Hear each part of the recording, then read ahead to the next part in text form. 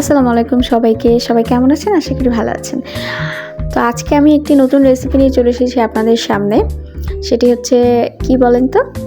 আমরা তো সবাই ইলিশ মাছের ভাপা খেয়েছি। তো আজকে আমি আপনাদেরকে তৈরি করে দেখাবো শিং মাছের ভাপা। তো শিং মাছটা আমি কিভাবে ভাপা করেছি, কি প্রসিডিউর ইউজ করেছি, কি মশলাপাতি দিয়েছি সবই আপনাদেরকে দেখিয়ে দিব। তো ভিডিওটি কিন্তু শুরু থেকে শেষ পর্যন্ত দেখতে হবে, তা না হলে বুঝতে পারবেন না। আর দেখতেই পাচ্ছেন কীরকম কালার এসেছে, তারপরে ঝোলের যে ঘনত্বটা এত সুন্দর আর স্মেলটাও খুবই ভালো পাচ্ছিলাম বেসিক্যালি আমি। আপনারা তো ভিডিও দেখে বুঝবেন না।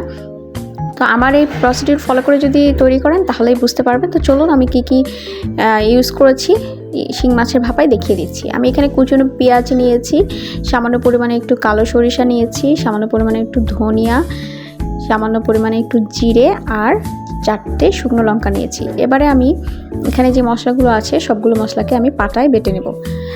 তো প্রথমে আমি জিরা বেটে নিচ্ছি, তারপরে ধনিয়া। তো আমি এক এক করে সব বেটে নেব, জিরা, ধনিয়া, সরিষা, শুকনো লঙ্কা সব আমি বেটে নেব।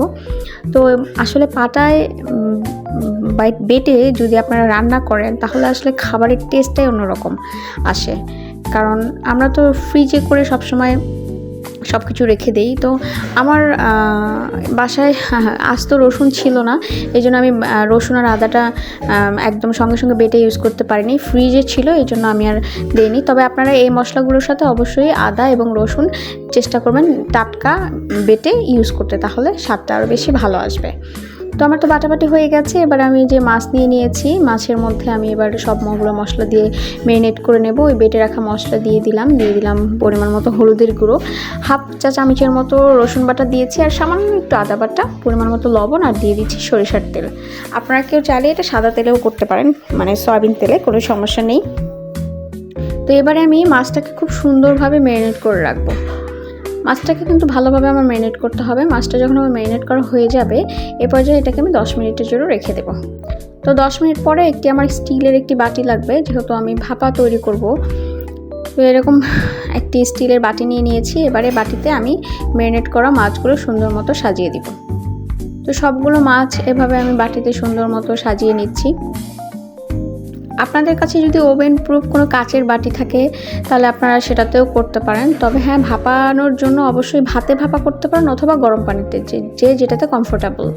তো মাছগুলো কিন্তু আমার সুন্দর দেওয়া হয়ে গেছে। এবারে মশলা যে ম্যারিনেট করেছিলাম ওই বাটিটা ধুয়ে সামান্য একটু পানি দিয়ে দিয়েছি, আর সবার শেষে উপরে আরেকটু সরিষার তেল দিয়ে দিচ্ছি। আর এই পর্যায়ে দিয়ে দিব 3-4টে কাঁচামরিচ, আস্ত কাঁচামরিচ। তবে ঝালটা আপনাদের উপর ডিপেন্ড করছে, আপনারা যে যেরকম পছন্দ করেন অবশ্যই সেরকম ইউজ করবেন। তো এই যে আমি আগে থেকেই পানি চুলায় চাপিয়ে দিয়ে রেখেছিলাম পানিটা গরম হওয়ার জন্য। তো পানিটা মোটামুটি গরম হয়ে গেছে। এবারে কুসুম গরম পানিতে বাটিটা বসিয়ে দিচ্ছি, দেখতেই পাচ্ছেন। তো এই অবস্থায় কিন্তু আমি একদম চুলাটা মিডিয়াম হাই হিটে রেখে আমি 20 থেকে 25 মিনিটের মতো রান্না করে নেব। তার আগে আমি এই ফুটাটা লক করে দিলাম। তো এই যে 15-20 মিনিট পর দেখতেই পাচ্ছেন আমি চুলা থেকে নামিয়ে নিয়ে এসেছি। তো চুলা থেকে নামিয়ে এই দেখুন সরাসরি নিয়ে এসেছি। এই দেখুন এত সুন্দর কালার এসেছে আর এত সুন্দর একটা স্মেল বের হচ্ছিল, আর ঘনত্বটাও কিন্তু খুবই সুন্দর হয়েছিল। তো আমার এই পুরো রেসিপিটি যদি আপনারা ঠিক এইভাবেই তৈরি করেন, সত্যি বলছি খেতে কিন্তু খুবই ভালো হয়েছিল। আর আশা করি আপনারা এটা বাসায় ট্রাই করবেন। আর আপনারা কে কোথা থেকে আমার ভিডিওটি দেখছেন অবশ্যই কমেন্টে জানাবেন। আমার ভিডিওটি ভালো লাগলে লাইক, কমেন্ট, শেয়ার করবেন। আর অবশ্যই আমার পেজটি ভিলফুড বিডি ভিজিট করে আসবেন, সেখানে আরও অনেক রকম রান্না আছে। আর আমার ইউটিউব পেজ ভিলফুড বিডি বাই কানিজ, সেটাতেও আপনারা দেখতে পারেন, সেখানে অনেক রকম রান্না আছে। তো আমার পুরো রেসিপিটা আপনাদের কেমন লেগেছে অবশ্যই জানাবেন। তো সবাইকে অসংখ্য ধন্যবাদ এতক্ষণ আমার সঙ্গে থাকার জন্য, ভিডিওটি দেখার জন্য। তো চলুন আর কথা বলবো না, এখন সরাসরি চলে যাবো খাওয়াতে। এখন আমি খাবো।